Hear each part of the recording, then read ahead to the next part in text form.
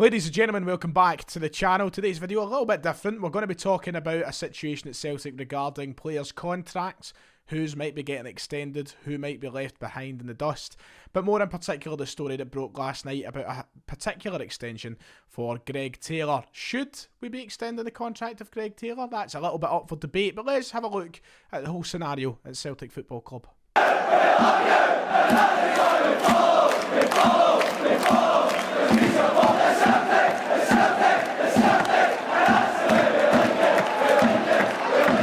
As I said, we milk, and that's not actions that I should be making.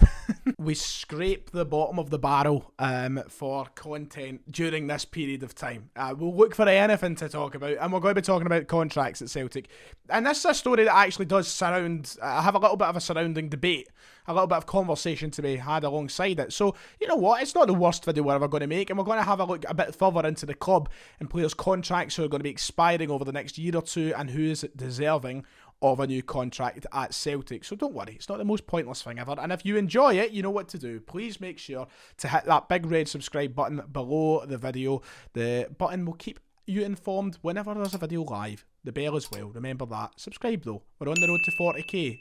I mean, it's going to be a hard one, but we're going to get there. So, news broke last night from the Daily Record and other tabloid publications that Celtic have opened contract discussions with Greg Taylor to extend his deal by 1 or 2 years and also give him a wage increase from the contract he's already on. Now, Greg Taylor's contract's due to expire at the end of the 22-23 campaign, which means it's likely a deal that's going to keep him at the club until probably, I'm going to assume, 2025. Now, if you remember rightly, a couple of weeks ago, I don't even think it was a couple of weeks ago, last week, the news broke that Celtic had extended the contract of captain Callum McGregor, so now it looks as though they are in the process of rolling out contracts to a lot of the first team players at the club.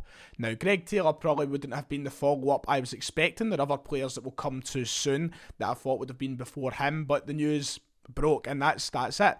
Now, the conversation that comes alongside that is, why Greg Taylor? Is there a specific reason he's getting a contract extension and a wage hike? Because I don't know if he's quite shown why he deserves a wage increase at Celtic and why right now he should be prioritised a new contract. Now, don't get me wrong, I understand a lot of people like Greg Taylor, and I'm not necessarily against Greg Taylor.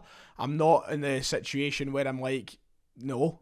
But it is a bit baffling, and I don't quite understand why the contract's been given. I feel like that he's not really done anything to deserve a new contract at the moment. Now, I know he's been injured the past few weeks, and people might be quick to point that out, but let's reverse things. Let's rewind a little and go back to when he signed for the club. You know, it took him a good 6 months to establish himself as a first-team player under Neil Lennon.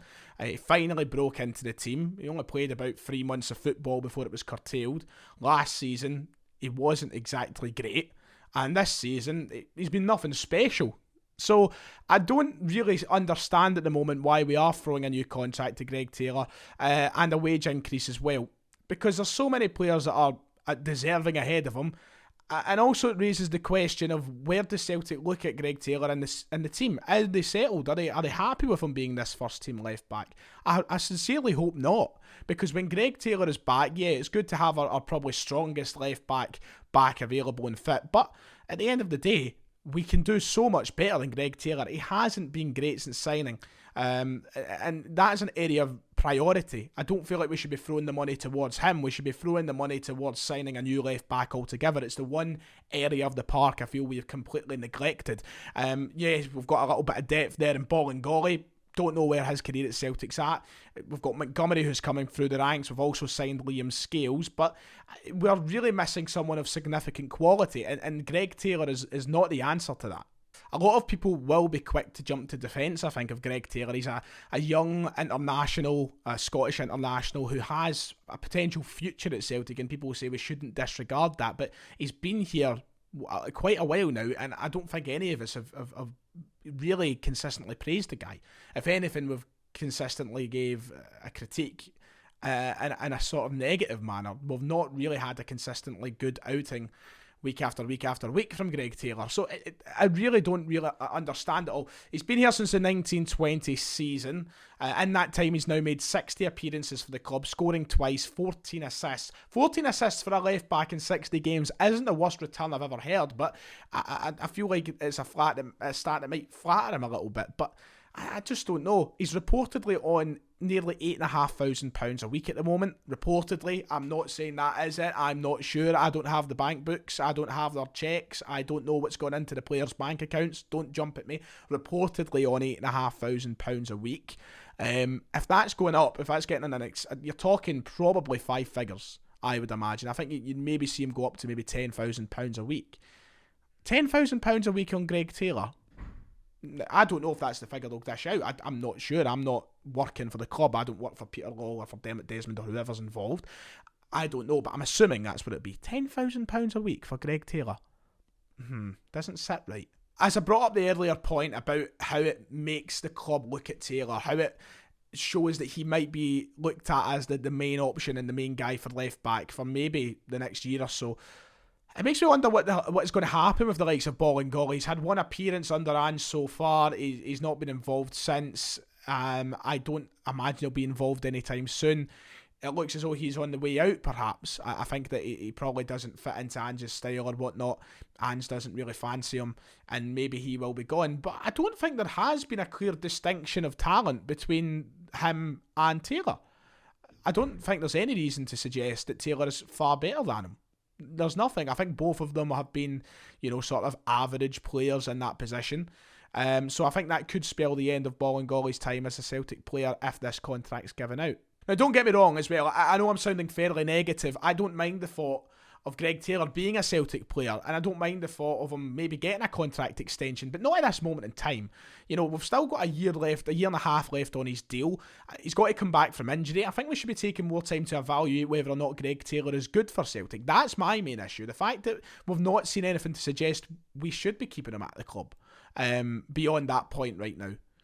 Maybe make this decision next year. I know people always complain about contracts running down to the wire, and we've done it with Edouard, and we've done it with Ayer and whatnot. But Taylor's not a player that's going anywhere anytime soon for any sort of fee. Let's be real. I think right now he's showing that he's not much better than a Kilmarnock level at Celtic. A Kilmarnock when we're good, maybe not Championship. That's offensive, but Kilmarnock when we're good, he's not really shown that. He's not showing that he's Celtic quality. So it's not like anybody in England's fighting for him. I think this is a decision that Celtic could have taken a lot later down the line amongst apparent players who could be getting offered new deals. So the key line of that whole article in the Record was Taylor is amongst those whose negotiations have already started. As I said, McGregor's, now Taylor. Who else could be involved in the contract renewals at Celtic Football Club? Well, let's have a look at the list now of players whose contracts run up either at the end of this season and the end of the 22-23 campaign, so the next year and a half. How many of these players should be looking to keep at Celtic? How many of them are we willing to let go? Well, let's have a look. Now, obviously, ignore the loaned-in players like Jota and Cameron Carter-Vickers, but the likes of Anthony Ralston on there, who's broke into the first team, Ewan Henderson, Karamoko Dembele, James Forrest, Scott Bain, Nir Beaton, Bolly Bolingoli, Christopher Jullien, Tom Rogic, Connor Hazard, and Greg Taylor. That is the complete list of players whose contracts run out over the next 2 seasons. Out of all of them, I expected Forrest to probably get a deal first. I thought he would have been following Callum McGregor. We might have seen announced to him on a kind of longer term deal. I don't imagine he'll go anywhere else in his career unless he does a Scott Brown. Now, there's no guarantee Forrest is going to walk right into being a starter once again at Celtic with the way Abada and Jota have been playing, but he is a guy who has dedicated his life to the club, someone who's been here from the academy days. I don't imagine Celtic will want to get rid of him. I'm pretty certain he'll get a new deal. But amongst that list there, who are we expecting to see get new deals? Well, if I was to run through quickly and give my opinion of each player, Ralston is probably done enough to deserve a sort of short-term 1-2 year extension to maybe evaluate our depth at the squad and also just reward them for the kind of stepping in he's done. Granted, I don't think he's good enough to be a Celtic mainstay, but he's done enough to show that he can maybe stay here for depth until we have that area covered. If we look at Dembele, someone who we're going to constantly cry on about, I don't know if he'll want to stay at the club or if he'll want to go elsewhere. Ewan Henderson, the way it's going, I can see getting released, because it just seems like he's never going to get anywhere at Celtic. And for the better of his career, he could look at what Liam's done, for example, Liam Henderson, and follow in his footsteps. I don't think Ewan Henderson will stay beyond this season. Scott Bain, we shouldn't be renewing his contract. Absolutely not. Near Beaton, another one that I think, with 2023 being the date on his contract, we've got a lot of time to evaluate that. We shouldn't be running in and rushing into an option.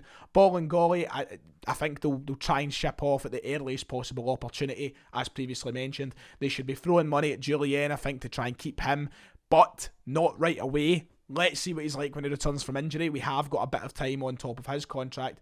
And then Rogic and Hazard, I'd imagine Hazard will move on from Celtic. Tom Rogic, another big one though. Do they throw money at him just now and try and keep him at the club, or do they wait and evaluate his performances over the next sort of 18 months? This is the overall situation, I think. I think Celtic need to take their time with this. I know there's no one there like an Edouard. There's no one there like an Ayer. Julian, maybe, if he returns to the form that we once seen him at. Maybe. But there is no one there like an Ayer and Edouard who's going to offer us an immense value in the transfer market to try and desperately keep. Everyone there is a sort of give or take at the moment, bar Julian and James Forrest maybe. So we'll wait and see. But there's no need to rush in, I think, and we need to go about this in a smart manner. Well, that does it for today's video. Let me know your opinions in the comments below. Should they stay or should they go for the players mentioned in the last portion of the video there? Make sure to hit like and subscribe, and I'll see you all next time.